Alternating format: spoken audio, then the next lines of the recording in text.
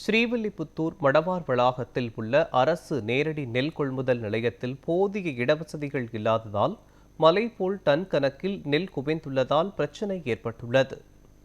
விருதுநகர் மாவட்டம் ஸ்ரீவில்லிபுத்தூரில் மடவார் வளாகம் அரசு நேரடி நெல் கொள்முதல் நிலையத்தில் கொள்முதல் சேவையில் சிக்கல் ஏற்பட்டுள்ளது. போதிய இடவசதியின்றி நெல் பயிர்கள் மற்றும் மூட்டைகள் குவிந்துள்ளதாகவும் நாள் ஒன்றிற்கு 41 கிலோ எடை கொண்ட 600 மூட்டைகள் மட்டுமே கொள்முதல் செய்யப்படுவதாகவும் கூறுகின்றனர்.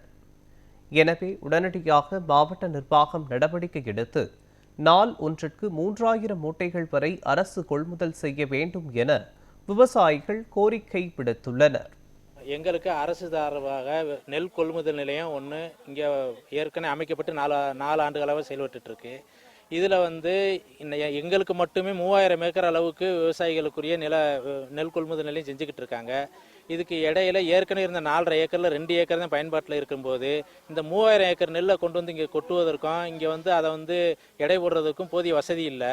அப்படி இருக்கிற சூழ்நிலையில் ஏற்கனவே ராஜபாளையம் பகுதி, மம்சவரம் பகுதிகளில் ஏற்கனவே சென்று இருக்கிற இடத்துல இருந்து அந்த விவசாயிகளும் இதே சென்றுக்குள்ளே கொண்டு வந்து கொட்டும் போது எங்கள் நெல்லை காடுகளில் இருந்து கொண்டு வந்து கொட்டுறதுக்கு முடியாமல் எங்கள் நெல் பூராமே வயல் பகுதியிலே கிடக்குது.